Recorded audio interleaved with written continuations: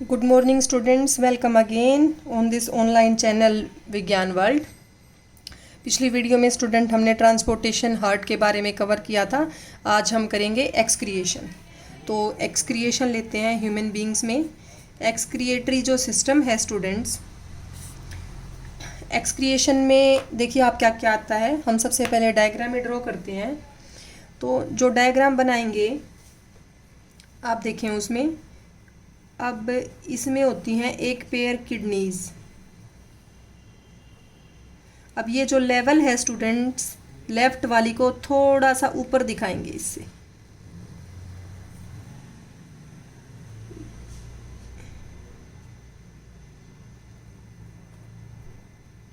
इस शेप की होती हैं, बीन शेप की बोलते हैं किडनीज को। ठीक है, फिर नीचे दिखाएंगे हम यहाँ पे यूरिनरी ब्लैडर। क्या बनाएंगे? Urinary bladder. ठीक है, अब यहाँ से जो ब्लड है आपका वो फिल्टर होके और इधर आ जाएगा यूरेटर से। यूरिन बन के फिल्टर, ब्लड फिल्टर होके यूरिन बनेगा और वो यूरेटर से ओपन हो जाएंगी यूरिनरी ब्लैडर में। कहाँ ओपन हो जाएंगी? यूरिनरी ब्लैडर में। अब दोनों किडनी में एक तो हम दिखाएंगे आर्टरी कि आर्टरी की ब्रांचेज एंटर करती हैं, दोनों किडनी में जाएंगी। ठीक है, और दोनों किडनी में एक हम दिखाएंगे वेन्स की ब्रांच एंटर करती है। तो वेन्स को हम दिखा लेते हैं ब्लू कलर से, और आर्टरी को हमने दिखा दिया है रेड कलर से, because it contains oxygenated blood and veins contain deoxygenated blood. आप डार्क भी कर सकते हैं। तो स्टूडेंट्स देखिएगा, ये हमने बना लिया है। तो ये क्या है स्टूडेंट्स? ये है लेफ्ट किडनी। कौन सी है ये? लेफ्ट। और ये होगी राइट होगी ओबियसली। तो लेफ्ट राइट किडनी थोड़ा सा नीचे क्यों होती है? ये इसी वजह से होती है स्टूडेंट्स कि इसके ऊपर लीवर होता है, तो उसके प्रेशर की वजह से थोड़ा सा ये नीचे पुश हो जाती है, तो लेवल इसका थोड़ा सा नीचे है। अब ये है यूरेटर्स, लेफ्ट यूरेटर और राइट यूरेटर। यूरेटर क्या करती है? जो भी यूरिन बना है उस यूरिन को किडनी से लेके जाएगी यूरिनरी ब्लैडर तक। ठीक है, ये हो गया आपका यूरिनरी ब्लैडर। और यूरिनरी ब्लैडर के बाद जो यूरिन को पास करने के लिए बॉडी से जो स्ट्रक्चर है उसको बोलते हैं यूरिथ्रा। अब यूरिथ्रा के बारे में एक कॉमन क्वेश्चन आता है आपका कि यूरिथ्रा मेल में काफ़ी लंबा होता है और फीमेल में ये स्मॉलर साइज़ का होता है, लेंथ कम होती है इसकी। इसी वजह से females are prone to urinary tract infection. जो यूटीआई है, यूरिनरी ट्रैक्ट इन्फेक्शन है, वो फीमेल्स में ज़्यादा होता है मेल्स के कंपेरेटिवली। यूटीआई क्या है स्टूडेंट्स? एक बैक्टीरियल इन्फेक्शन है। मैं वैसे आपकी जनरल नॉलेज के लिए बता रही हूँ। जो आपका यूरिनरी ब्लैडर में और यूरिथ्रा में बैक्टीरिया इकट्ठे हो जाते हैं। बैक्टीरिया मल्टीप्लाई करने से वो इन्फेक्शन होता है, जिसमें यूरिनेशन के टाइम पे पेन होता है और कुछ अदर सिम्टम्स भी होते हैं। तो ये थी आपकी यूरेटर्स। और अगर ऊपर बात करें आर्टरीज और वेन्स, तो ये क्या है? ये है रीनल आर्टरी और रीनल वेन। तो ये तो होगी आपकी रीनल वेन ब्लू कलर वाली, और ये होगी आपकी रीनल आर्टरी। ठीक है, रीनल आर्टरी और रीनल वेन लिख ली हैं हमने। ये आपको समझ आ गया होगा। ये किसका डायग्राम है? नीचे डायग्राम के एंड में ज़रूर लिखेंगे हम। क्या लिखेंगे? Human excretory system. मैंने आपको पीछे भी बताया था, लेबलिंग जो है वो नीचे करनी होती है। डायग्राम का जो नाम है वो नीचे लिखना होता है, ऊपर हेडिंग नहीं डालनी, नीचे लिखना होता है। तो ये ह्यूमन एक्सक्रिएटरी सिस्टम है। तो स्टूडेंट्स यहाँ जो है ब्लड फिल्टर होगा किडनीज में। अब किडनीज में थोड़ा सा और मैं आपको बता दूं, किडनीज में एक ये डिवाइड होती हैं किडनीज, आउटर और सेंट्रल पोर्शन। तो जो साइड की तरफ वाला पोर्शन होता है उसको बोलते हैं कोर्टेक्स। क्या बोलते हैं? कोर्टेक्स। वैसे तो बड़ी क्लासेस में आएगा, बट थोड़ा सा बता दिया है। और सेंटर की तरफ जो पोर्शन है उसे बोलते हैं मेडुला। तो ये किडनीज ऐसे दो पोर्शन में बाइफर्केटेड होती हैं। ठीक है, तो ये हो गया आपका एक्सक्रिएटरी सिस्टम। ये तो था आपका जनरल एक्सक्रीटरी सिस्टम, जो आपने छोटी क्लासेस में भी यह डायग्राम पढ़ा होगा। इसके बाद आता है स्टूडेंट, जो हमारी किडनी है उसमें मिलियंस ऑफ नेफ्रॉन्स होते हैं। नेफ्रॉन एक ऐसी यूनिट है जो मेन एक्सक्रीशन का काम वही करती है, यूरिन को बनाने का काम। तो जो नेफ्रॉन है उसकी स्ट्रक्चर क्या होती है वो भी बना लेते हैं हम। तो नेफ्रॉन में एक ऐसे कप शेप स्ट्रक्चर्स होती है जिसको बोलते हैं बोमेन्स कैप्सूल। तो ये बोमेन्स कैप्सूल हो गया आपका कप शेप स्ट्रक्चर है। उसके बाद ये ट्यूब्यूल जो है थोड़ा सा हाईली क्वाइल्ड होता है, तो ये क्वाइल्ड ट्यूब्यूल है, ये क्वाइल्ड ट्यूब्यूल बना लिया है मैंने। उसके बाद क्वाइल्ड ट्यूब्यूल के बाद यू शेप में ये कन्वर्ट हो जाएगा। क्वाइल्ड पोर्शन के बाद ये हम ट्यूब कर रहे हैं, वो ट्यूब जिसमें क्या बनेगी आपकी यूरिन बनेगी। तो ये आगे ये डायमीटर सेम रखना, थोड़ा सा ध्यान रखना। तो ये जो है ये आगे ट्यूब यू शेप में कन्वर्ट हो गया। उसके बाद फिर से क्वाइल्ड पोर्शन आएगा, ये आ गया फिर से क्वाइल्ड पोर्शन। उसके बाद ये एक डक्ट में चला जाएगा जिसको बोलते हैं कलेक्टिंग डक्ट। क्या बोलते हैं इस डक्ट को स्टूडेंट्स? Collecting duct. ठीक है, इसमें ऐसे बहुत सारे 7-8 नेफ्रॉन जुड़े होते हैं इस कलेक्टिंग डक्ट में। कितने जुड़े होते हैं? कई 7-8 नेफ्रॉन आराम से जुड़े होंगे। ये होगी आपकी कलेक्टिंग डक्ट। ठीक है, तो ये हमने ट्यूब्यूल बना लिया है। क्या बना लिया है? ट्यूब्यूल। तो ट्यूब्यूल के पार्ट्स की बात करें तो ये तो आता है, इसमें सबसे पहले ये होता है students Bowman's capsule. Bowman's capsule. फिर ये जो पोर्शन है आगे वाला जो क्वाइल्ड पोर्शन है इसको बोलते हैं पीसीटी, और जो पीछे वाला क्वाइल्ड पोर्शन है इसको बोलते हैं डीसीटी। ठीक है, और जो ये यू शेप का जो पोर्शन है इसको बोलते हैं students loop of Henle. Henle किस कोई साइंटिस्ट का नेम होगा, तो उसने दिया है ये loop of Henle. And this duct is called as collecting duct. ये यूरिन को कलेक्ट करती है। बहुत सारी कलेक्टिंग डक्ट, एक डक्ट में मैंने आपको बताया 7-8 नेफ्रॉन जुड़ेंगे। जैसे ये एक जुड़ गया ना, तो यहाँ अलग अलग जगह बनी हुई है, 7-8 नेफ्रॉन इसमें जुड़ जाएंगे, और कई सारी कलेक्टिंग डक्ट मिलके यहाँ पे एक बेलिनी डक्ट बनाती हैं, और वो कई सारी मिलके यूरेटर में खुल जाती हैं। तो ये सारे नेफ्रॉन यहीं प्रेजेंट होते हैं। तो ये तो मैंने आपको ट्यूब्यूल का स्ट्रक्चर बता दिया। उसके बाद हम देखेंगे कि किडनी के अंदर आर्टरी और वेन, रीनल वर्ड आता है आपका किडनी के लिए। तो किडनी में आर्टरी और वेन की ब्रांचेज एंटर कर रही हैं, तो वो हम दिखाएंगे। यहाँ पे हमने दिखा दिया, ये रीनल आर्टरी की कोई ब्रांच है, इसने यहाँ पे ये एंटर करती है। तो ये एंटर करती है तो इधर नेटवर्क सा बन जाता है। ठीक है, उसके बाद ये यहाँ से निकल गई, ये यहाँ से निकल गई। तो स्टूडेंट्स इसको आप दिखाएंगे कि ये पूरे के पूरे नेफ्रॉन पे फैल जाती है। इस तरीके से आप इसको दिखा सकते हैं, पूरे नेफ्रॉन पे इसका नेटवर्क होता है। इसको वापस इसी में जुड़ती दिखा देना कहीं पे। ठीक है, ये डबल आपको दिखानी है तो इस तरीके से आप डबल कर लें। ये देखिए स्टूडेंट्स, मैंने इसको डबल करके और इसमें फिर कलर कर दिया है, क्योंकि रेड कलर की आर्टरी होती है। तो ये डायग्राम ही ऐसा है ताकि ये इधर उधर अलग अलग कलर से दिखाएंगे तो क्लियर होगा, नहीं तो समझ ही नहीं आएगा कि लाइनें ही लाइनें हैं, टेढ़ी मेढ़ी है, क्या गिचपिच सी होगी है। तो इसकी मैंने बाउंड्री भी नहीं दिखाई है ब्लैक कलर से, जैसे यहाँ तक है, क्योंकि फिर ये भी ब्लैक से बना हुआ है तो फिर इसमें कन्फ्यूजन हो जाएगा। तो उसके बाद आता है स्टूडेंट्स, ये तो थी रीनल आर्टरी की ब्रांच। तो ऐसे ही हम दिखाते हैं रीनल वेन की ब्रांच दिखाते हैं, और उस वेन की ब्रांच को भी आप पूरे के पूरे इसके ऊपर ऐसे ही आर्टरी की तरह आपको हर जगह पे लेके जाना है, उसको भी बना लीजिएगा। ये देखिए स्टूडेंट्स, ये कंप्लीट हो गया है डायग्राम हमारा। तो मैं इसको समझाती हूँ एक बार। देखिए, ब्रांच ऑफ रीनल आर्टरी दिखा दी, जो रीनल आर्टरी यहाँ पे थी उसी की, जैसे 1 मिलियन नेफ्रॉन एक आर्टरी में होते हैं, तो इसकी कोई ब्रांच ही जाएगी नेफ्रॉन में। तो ये ब्रांच दिखा दी मैंने रीनल आर्टरी की, जो पूरे नेफ्रॉन पे फैली हुई है। ऐसे ही एक रीनल वेन की ब्रांच दिखा दी, वेन को ब्लू दिखाया, आर्टरी को रेड दिखाया है, ताकि ये सारा गिचपिच सा ना हो जाए और कन्फ्यूजन ना हो। तो ये ब्लू कलर की ये पूरे पे फैल जाएगी। और ब्लैक कलर का क्या है स्टूडेंट्स? ये ट्यूब्यूल है जिसमें यूरिन बनेगी। तो आपको ये नहीं सोचना है कि ये रेड कलर मैम कहाँ से लेके गई है, वहाँ से मैं लेके जाऊँ, इसे कहीं से भी लेके जा सकते हैं आप, बस फैलाना होता है इसको इस पर। तो अब यहाँ पे क्या काम होता है स्टूडेंट्स, जैसे आर्टरी से ब्लड आया है तो वो ब्लड यहाँ बोमेन्स कैप्सूल में फ़िल्टर होएगा।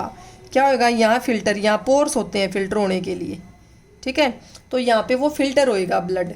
फ़िल्टर होके मैं आपको बता दूँ, बड़ी इंटरेस्टिंग बात है, 180 लीटर फिल्ट्रेट बनता है एक दिन में। यहाँ जो आ गया ना फिल्ट्रेट होता है जो फिल्टर होके नीचे आ गया छन के, तो वो 180 लीटर बनता है, और यूरिन हम पास करते हैं सिर्फ 1-2 लीटर होती है पूरे दिन में।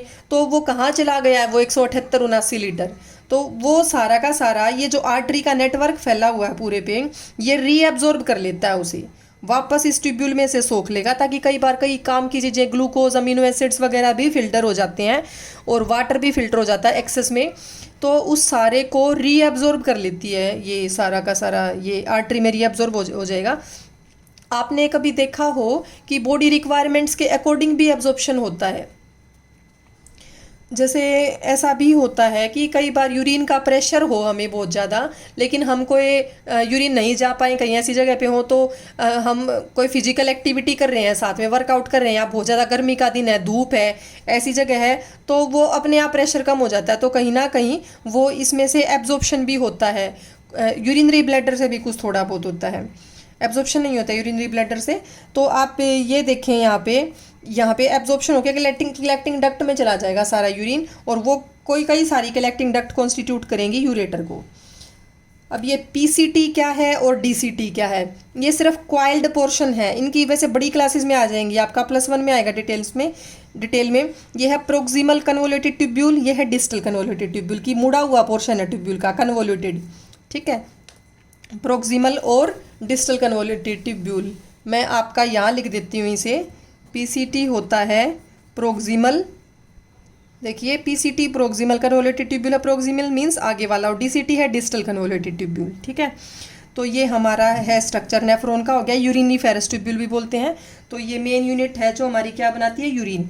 उसके बाद जैसे ये यूरिनरी ब्लैडर की बात करें तो यूरिनरी ब्लैडर स्टूडेंट्स ये काफ़ी मस्कुलर होता है, मसल्स होती हैं इसकी वाल में, और ये स्टोर करता है यूरिन को टेम्परेरीली, और ये अंडर नर्वस कंट्रोल होता है, नर्व्स इसे कंट्रोल करती हैं, ब्रेन। तो इस वजह से हम यूरिन को कंट्रोल भी कर सकते हैं काफ़ी टाइम के लिए, ठीक है। यूरिन की जो अर्ज है उसको पास आउट करने की, उसको कंट्रोल कर सकते हैं। तो ये हो गया हमारा स्टूडेंट्स एक्सक्रिएटरी सिस्टम। मैं आपको बता दूं कि कई बार जो एक्सक्रिएटरी आपका एक्सक्रिएशन है वो किडनी आपकी कई बार अच्छे से काम नहीं करती। आपने सुना होगा बहुत सारे पेशेंट्स में डायलिसिस करवाते हैं। तो डायलिसिस क्या होती है स्टूडेंट्स, आर्टिफिशियल किडनी होती है। कई बार ये किडनी वर्क नहीं करती, बहुत सारी कंडीशंस की वजह से, बहुत सारी मेडिसिन्स की वजह से, या बहुत सारी जो नॉर्मल मेडिकल कंडीशंस हैं बॉडी की, उनकी वजह से किडनी डैमेज हो जाती हैं। तो डैमेज हो जाती हैं तो आर्टिफिशियल किडनी वर्कआउट करती है। डायलिसिस के लिए हॉस्पिटल्स में जाते हैं लोग। वो कैसे होता है वो मैं आपको अभी समझाती हूँ। बस इसमें ये ध्यान रखना है आपको एक खास बात कि किडनी जो है, एक किडनी भी दूसरी का फंक्शन ले लेती है। ऐसे ही लीवर में होता है, हमारे लीवर में रीजनरेशन कैपेसिटी भी है, उसका कुछ पोर्शन अगर नहीं होगा तो बाकी आधा लीवर वो काम कर लेगा, बाकी पोर्शन को, उसके वर्क को ओवरकम कर लेगा, अच्छे से संभाल लेगा। ऐसे किडनी में है, एक नहीं होगी तो दूसरी उसके फंक्शन को संभाल लेती है, काम चल जाता है किडनी से भी। तो आर्टिफिशियल किडनी देखते हैं। देखिए ये आपकी आर्टिफिशियल किडनी दिखाई हुई है, ये पेशेंट है, ये डायलिसिस करवा रहा है। तो इसको समझिए आप, क्या हीमोडायलिसिस भी बोलते हैं। Haemo means blood, dialysis means जैसे फिल्टर होना। तो इसमें क्या करते हैं, इसकी किसी आर्टरी से ब्लड ले लिया स्टूडेंट्स, क्योंकि वो यूरिनरी हमारी जो किडनी है उनका फंक्शन है वेस्ट को रिमूव करना। जैसे लंग्स का फंक्शन है ब्लड से CO2 को रिमूव करना और ऑक्सीजन ऐड कर देना, ऐसे ही हमारी किडनी का फंक्शन है कि ब्लड में जो नाइट्रोजन के वेस्ट हैं, अमोनिया वगैरह, उनको रिमूव कर देना और उसको फिल्टर कर देना, ब्लड को अच्छे से साफ़ कर देना। तो देखिए यहाँ पे आर्टरी से हमने ब्लड ले लिया और इसको एक, इसमें ये एक बॉक्स सा है, मशीन सी है, इसमें क्या होता है, ये जो इसकी मेम्ब्रेन है ये सिलेक्टिवली परमिएबल मेम्ब्रेन होती है, जिसके अंदर से सोल्यूट्स की या कुछ सब्सटेंसेस की मूवमेंट हो सकती है। और ये येलो कलर का इसमें फ्लूइड भरा हुआ है जिसे बोलते हैं डायलाइजिंग फ्लूइड। क्या बोलते हैं, डायलाइजिंग फ्लूइड। तो इसमें क्या होता है स्टूडेंट्स, देखो एक से इधर दिखा रखा है कि फ्रेश डायलाइजिंग फ्लूइड इधर से जा रहा है और इधर से जो यूज्ड है वो यूज्ड को हम निकाल रहे हैं। तो ऐसी कुछ सेटअप होता है, इसमें फ्रेश जा रहा है, यूज्ड निकल रहा है। अब इस आर्टरी से जो ब्लड गया है वो ब्लड इस पूरे में से फैल के आएगा, ये ट्यूबिंग है इस तरीके से, और फिर हमने लास्ट में उसे वेन से कनेक्ट कर दिया। तो इसमें क्या कंसेप्ट है स्टूडेंट्स, इसमें सिंपल बिल्कुल डिफ्यूज़न का कंसेप्ट है, उसी का बेसिक है, उसी का प्रिंसिपल है कि जो आपके वेस्ट मटेरियल्स हैं नाइट्रोजन लाइक कंपाउंड्स, वो high concentration to low concentration move करेंगे। अब ये जो डायलाइजिंग फ्लूइड है ना येलो कलर का, इसका है मेन रोल। ये हमारे बिल्कुल ब्लड जैसा होता है, लेकिन सिर्फ रोल क्या है, इसमें नाइट्रोजनस वेस्ट नहीं होते। क्या नहीं होते इसमें, वेस्ट नहीं होते, बाकी ब्लड जैसा ही है। अब यहाँ से ब्लड जाएगा इन रेड वाली ट्यूब्स में से, तो ब्लड में, और ये बाहर वाला भी ब्लड जैसा ही है जो फ्लूइड है, तो ब्लड में बहुत सारे नाइट्रोजनस वेस्ट हैं 2-3 दिन के जो इकट्ठे हो रखे हैं, और इस फ्लूइड में नहीं है, और ये सेमी परमेबल मेम्ब्रेन से ट्यूब बनी हुई है। तो ये नाइट्रोजनस वेस्ट अपनी हाई कंसंट्रेशन से अपनी लो कंसंट्रेशन की तरफ फ्लूइड में आ जाएंगे। ठीक है, आप समझ रहे होंगे, हाई टू लो आ जाएंगे, तो सारा ब्लड साफ हो जाएगा, और जो यूज्ड है वो हमने निकाल लिया, और फ्रेश वाला इसमें डालते रहेंगे, और ब्लड को फिर से बॉडी में कनेक्ट कर देंगे। तो स्टूडेंट्स इस तरीके से ये हीमोडायलिसिस आर्टिफिशियल किडनी वर्क करती है। तो ये हो गया हमारा टॉपिक आज का, एक्सक्रिएशन, ह्यूमन एक्सक्रिएटरी सिस्टम, ये कंप्लीट हो गया है स्टूडेंट्स। अब स्टूडेंट्स हमारे इस चैप्टर में 2 ही टॉपिक बचे हुए हैं, प्लांट्स में एक्सक्रिएशन और प्लांट्स में ट्रांसपोर्टेशन। इनको भी हम कवर कर लेते हैं इसी वीडियो में। तो देखिए स्टूडेंट्स, प्लांट्स में जो एक्सक्रिएशन है वो कैसे होता है। प्लांट्स को मैं आपको बता देती हूँ कि प्लांट्स के अंदर मेनली जो एक तो ऑक्सीजन है, ऑक्सीजन भी उनके अंदर वेस्ट प्रोडक्ट का काम करती है, ये निकाल देते हैं इसको, सिंपल फोटोसिंथेसिस में ये रिलीज़ हो जाती है। ठीक है, उसके अलावा जो वाटर है वो भी कई बार एक्सक्रिएटरी मटेरियल है, तो जो वाटर है वो वेपर्स की फॉर्म में लॉस हो जाता है एरियल पार्ट से, लीव्स से, स्टोमेटा के थ्रू। ठीक है, और लॉस ऑफ वाटर वेपर्स जो है उस प्रोसेस को बोलते हैं ट्रांसपीरेशन। क्या बोलते हैं, transpiration, loss of water vapours from aerial parts of the plant, ये आप ध्यान रखिएगा। ठीक है, ट्रांसपीरेशन होगी।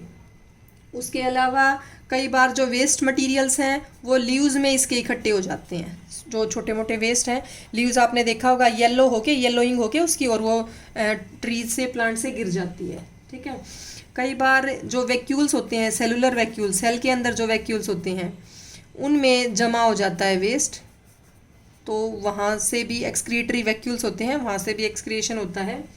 ठीक है, उसके बाद बचा हुआ कई बार एक्सक्रिएशन जो है, कई प्लांट्स में रेजिन बनते हैं, गम बनती है, तो उनमें एक्सक्रिएटरी प्रोडक्ट चले जाते हैं। ठीक है, ये प्लांट से टूट जाएंगे, और कई बार प्लांट्स सॉइल में भी एक्सक्रिएट कर देते हैं। तो ये था प्लांट्स का आपका एक्सक्रिएशन। ठीक है, सिंपल सा छोटा सा टॉपिक है, आप इसको पढ़ लीजिएगा। उसके बाद आता है ट्रांसपोर्टेशन इन प्लांट्स। तो एनिमल्स में, ह्यूमन बींग्स में हमने ट्रांसपोर्टेशन स्टूडेंट्स काफ़ी डिटेल में किया है, तो इतना बड़ा इलेबोरेटिव सिस्टम तो प्लांट्स में नहीं होता है, सिंपल सा ही है सब कुछ। ठीक है, तो ट्रांसपोर्टेशन जो प्लांट्स में होता है वो किस किस चीज़ का होता है और कैसे होगा, ये आप देखिएगा डिटेल में। देखो, जो ट्रांसपोर्टेशन है प्लांट्स में, एक तो होता है वाटर और मिनरल्स का, और एक होता है फूड का। मतलब 2 ऑर्गन्स हैं जो ट्रांसपोर्ट करते हैं, जाइलम और फ्लोएम। कौन कौन से हैं 2, जाइलम और फ्लोएम। जाइलम जो है ये करता है स्टूडेंट्स वाटर और मिनरल्स को ट्रांसपोर्ट करता है, आपने 9th में भी ये पढ़ा होगा, जाइलम और फ्लोएम के बारे में काफ़ी डिटेल में है वहाँ। और फ्लोएम जो करता है स्टूडेंट्स, ये फूड का ट्रांसपोर्ट करता है। ठीक है, किसका ट्रांसपोर्ट करता है, ये फूड का। तो जाइलम में आपने वहाँ पढ़ा होगा 9th में, जाइलम वेसल्स होती हैं, ट्रैकिड्स होती हैं। मैं अब वहाँ 9th में तो नहीं जाऊँगी, आप एक बार 9th की मैं वीडियो डालूँगी, आप उसे ज़रूर देख सकते हैं, उस टॉपिक की अभी मैंने बनाई नहीं है। तो फ्लोएम जो है वो फूड का ट्रांसपोर्ट करता है। फ्लोएम में भी स्टूडेंट्स सीव ट्यूब्स होती हैं, कंपेनियन सेल्स होती हैं। एक बार आप इस टॉपिक को ज़रूर पढ़िएगा 9th से, ताकि यहाँ ये अच्छे से समझ आई। तो मैं आपको क्लियर करती हूँ यहाँ कि जो वाटर और मिनरल्स हैं वो ट्रांसपोर्ट होते हैं रूट से लेके और सारे अपर बॉडी पार्ट्स तक, क्योंकि रूट्स सॉइल से एब्जॉर्ब करती हैं वाटर और मिनरल्स को। ठीक है, तो यहाँ होता है यूनिडायरेक्शनल मूवमेंट। कैसी होती है, यूनिडायरेक्शनल फ्लो होता है वाटर और मिनरल्स का। ठीक है, और फ्लोएम में जो फूड का है वो होता है स्टूडेंट्स बाई डायरेक्शनल। क्यों होता है बाई डायरेक्शनल, बताइए। बाई डायरेक्शनल सिर्फ इसी वजह से होता है क्योंकि आप समझो, जहाँ लीव्स हैं, लीव्स से ऊपर भी प्लांट है, लीव्स से नीचे भी प्लांट है, और जो फूड है वो प्लांट को अपनी एक्टिविटी के लिए भी चाहिए, और स्टोरेज ऑर्गन्स में भी भेजना होता है, सीड्स वगैरह में, फ्रूट्स में। तो ऊपर की ओर भी फूड की मूवमेंट हो सकती है, नीचे की ओर भी फूड की मूवमेंट हो सकती है, इसलिए बाई डायरेक्शनल है। लेकिन पानी और मिनरल्स की मूवमेंट सिर्फ नीचे से ऊपर की ओर होगी, रूट्स की तरफ, रूट्स से लीव्स वगैरह या अपर बॉडी पार्ट्स की तरफ। ठीक है, तो ये यूनिडायरेक्शनल और बाई डायरेक्शनल, ये आप ध्यान रखिएगा। उसके बाद देखो कि जो यहाँ पे वाटर और मिनरल्स की मूवमेंट होती है वो सिंपल डिफ्यूजन से तो नहीं हो सकती, क्योंकि प्लांट बॉडी काफ़ी बड़ी भी होती है, कई लंबे लंबे ट्रीज होते हैं, तो डिफ्यूजन से तो ऊपर वाले पार्ट्स तक, लीव्स तक नहीं पहुँचेंगे वाटर और मिनरल्स। तो उसके लिए कुछ स्पेशल प्रोसेस चाहिए। एक वाटर और मिनरल्स ट्रांसपोर्ट होता है सीव ट्यूब्स, ट्रैकिड्स और वेसल्स में से। जाइलम की जो ट्रैकिड्स और वेसल्स है, आप 9th एक बार जरूर पढ़िएगा ये टॉपिक। तो मैं आपको बता देती हूँ कि जो ट्रांसपोर्ट मैकेनिज्म है वाटर और मिनरल्स का, वो 2 तरीके से होता है। इसके पीछे 2 थ्योरीज आती हैं जो इसको एक्सप्लेन करती हैं। कितनी थ्योरीज हैं स्टूडेंट्स? 2 थ्योरी हैं। एक तो होती है ट्रांसपिरेशन पुल थ्योरी। पहली कौन सी है? Transpiration pull theory. ऐसा माना जाता है कि जो ट्रांसपिरेशन है, मैंने आपको अभी बताया ट्रांसपिरेशन क्या होता है, loss of water vapours from aerial parts of the plant. जो लीव्स हैं, लीव्स से वाटर वेपर्स का लॉस होगा तो वहाँ पे एक वाटर टेंशन क्रिएट हो जाएगी, लीव्स में पानी की एक कमी हो जाएगी। तो वो जो पानी की कमी है वो नीचे से पानी को अपनी तरफ खींचेगी, एक पुल फोर्स जनरेट होएगी। कैसी फोर्स जनरेट होएगी? एक पुल फोर्स यहाँ पे जनरेट होएगी जो नीचे से वाटर को ऊपर की ओर खींचेगी। और वो पुल किस वजह से जनरेट हुई है? ट्रांसपिरेशन की वजह से। तो ये थी ट्रांसपिरेशन पुल थ्योरी। ऐसा माना जाता है कि ये रिस्पॉन्सिबल है किसके लिए? वाटर के अपवर्ड मूवमेंट के लिए। अब ट्रांसपिरेशन मेनली किस टाइम पे होता है स्टूडेंट्स? दिन के टाइम पे होता है। तो ये वो फोर्स है जो क्या करेगी? ये रेगुलेट करती है डे टाइम पे। स्टोमेटा ओपन होते हैं और डे टाइम पे ही ट्रांसपिरेशन होता है, तो उस टाइम पे ये मेजर ड्राइविंग फोर्स है, major water driving force during day time. ठीक है, ये आपको ध्यान रखना है दिन के समय में। ये मैंने जो समझाया, एक्सप्लेन किया है, उसी को आप मेंशन करेंगे, लिखेंगे। उसके बाद सेकंड थ्योरी आती है। इस थ्योरी को बोलते हैं स्टूडेंट्स रूट प्रेशर थ्योरी। क्या बोलते हैं? Root pressure theory. इस थ्योरी में ऐसा माना जाता है कि रूट्स में एक प्रेशर क्रिएट होता है, रूट से। वो प्रेशर उस वाटर और मिनरल्स को ऊपर की ओर फेंकेगा, प्रेशर है। पुश थ्योरी है ये, पुल थ्योरी है। ठीक है, अब रात के टाइम पे, जब दिन में तो ट्रांसपिरेशन होता है तो उस टाइम पे तो ये थ्योरी काम करेगी। लेकिन जब रात के टाइम पे ट्रांसपिरेशन नहीं होता, स्टोमेटा क्लोज हो जाते हैं, तो जो पुल वाली फोर्स है वो तो क्रिएट ही नहीं होगी, उस टाइम पे पुश होती है। तो इसको बोलते हैं कि मेजर ड्राइविंग फोर्स है ये। किस टाइम पे? During night time. Major driving force during night time. रात के टाइम पे ये मेजर फोर्स होती है, ये काम करती है। तो ये 2 थ्योरीज हैं जो एक्सप्लेन करती हैं वाटर और मिनरल्स कैसे ट्रांसपोर्ट होते हैं नीचे से ऊपर की ओर। ठीक है, अब जो रूट्स हैं आपकी प्लांट्स की, तो रूट्स में से सॉइल में से रूट्स तक वो आ जाता है सिंपल डिफ्यूजन की प्रोसेस से, वाटर और मिनरल्स की। देखिए ये रूट्स हैं, क्या है ये? रूट है, और यहाँ वाटर और मिनरल्स प्रेजेंट हैं, या होगी आपकी सॉइल है इधर। तो ये वाटर और मिनरल्स रूट तक एंटर कर जाते हैं बाय द सिंपल कौन सी प्रोसेस है? डिफ्यूजन प्रोसेस से ये एंटर कर जाते हैं। ठीक है, अब हमारा बच गया फ्लोएम से फूड की मूवमेंट कैसे होती है। ये मैंने अभी आपको बताया, बाय डायरेक्शनल है, फूड की मूवमेंट होगी। फूड के साथ साथ अमीनो एसिड्स भी मूव करते हैं, अमीनो एसिड्स को भी ट्रेवल करके लेके जाता है ये फ्लोएम। और ये स्टोरेज ऑर्गन्स तक मैंने आपको बताया, वहाँ तक भी ट्रांसपोर्ट करेगा। तो यहाँ पे आप समझिएगा मेन बात क्या है कि जो फूड की मूवमेंट है बाई डायरेक्शनल है, उस पूरी प्रोसेस को ही क्या बोलते हैं? ट्रांसलोकेशन। क्या बोलेंगे? Translocation, movement of the food particles through the phloem, upward और डाउनवर्ड, बाई डायरेक्शनली आप कैसे भी कह सकते हैं। तो ये जो होती है यहाँ पे, ये 2 थ्योरी इधर होगी, और इधर ट्रांसलोकेशन के लिए जो थ्योरी होती है, ट्रांसलोकेशन को आप डिफाइन जरूर कर दीजिएगा। इसके लिए होती है osmotic pressure theory. Osmotic pressure theory यहाँ पे बनती है। ओस्मोसिस आपने पढ़ा होगा डिफ्यूजन के साथ, 9th क्लास में भी आता है ये। तो ओस्मोटिक प्रेशर थ्योरी क्या होती है स्टूडेंट्स, मैं हल्का सा आपको बता देती हूँ ब्रीफ में, इतना ही है आपके सिलेबस में। ओस्मोसिस एक ऐसी प्रोसेस होती है जिसमें सेमी परमिएबल मेम्ब्रेन के थ्रू, ये कैसी मेम्ब्रेन मैंने बना दी, सेमी परमिएबल मेम्ब्रेन के थ्रू, ठीक है, कोई भी सब्सटेंस जो है वो अपनी लो टू हाई कंसंट्रेशन मूव करेगा। किस कंसंट्रेशन की तरफ मूव करेगा, लो टू हाई। ये मैंने दिखा दी है सेमी परमिएबल मेम्ब्रेन, थोड़ा सा ऊपर कर लेते हैं, सेमी परमिएबल मेम्ब्रेन, ठीक है। इधर जो आपके सोल्यूट्स हैं वो ज़्यादा हैं, इधर सोल्यूट्स हैं कम, तो ये सोल्यूट्स मूव करेंगे लो कंसंट्रेशन से हाई कंसंट्रेशन की तरफ, ठीक है, इधर सोल्यूट ज़्यादा है। अब ये समझने वाली बात है कि जिस तरफ सोल्यूट कम होंगे, कम सोल्यूट हैं, तो उस तरफ ऑब्वियसली वाटर ज़्यादा होगा, ठीक है, वाटर। तो वाटर जो है अपनी हाई कंसंट्रेशन से लो की तरफ जाता है, या ये कह लो, तो वाटर अपनी हाई कंसंट्रेशन से लो कंसंट्रेशन की ओर जाता है, और सोल्यूट्स भी अपनी हाई कंसंट्रेशन से लो कंसंट्रेशन की ओर जाते हैं। ये मैं एरो गलत दिखा गई हूँ, ये देखिए इधर आएगा एरो, हाई टू लो इधर है ना। तो ये ब्लू कलर मैंने दिखाया हुआ है सोल्यूट्स के लिए, किसके लिए दिखाया हुआ है, सोल्यूट्स के लिए, और रेड कलर मैंने दिखाया हुआ है वाटर के लिए, ये जो वाटर की कंसंट्रेशन को मेंशन करेगा, ठीक है। तो ये आप समझ जाइएगा कि जिस तरफ वाटर ज़्यादा है उस तरफ अंडरस्टूड है कि सोल्यूट कम होंगे, तभी वाटर की कंसंट्रेशन ज़्यादा है। तो वाटर मूव करता है अपनी high concentration to low concentration, और सोल्यूट्स मूव करते हैं अपनी high to low concentration through semi permeable membrane.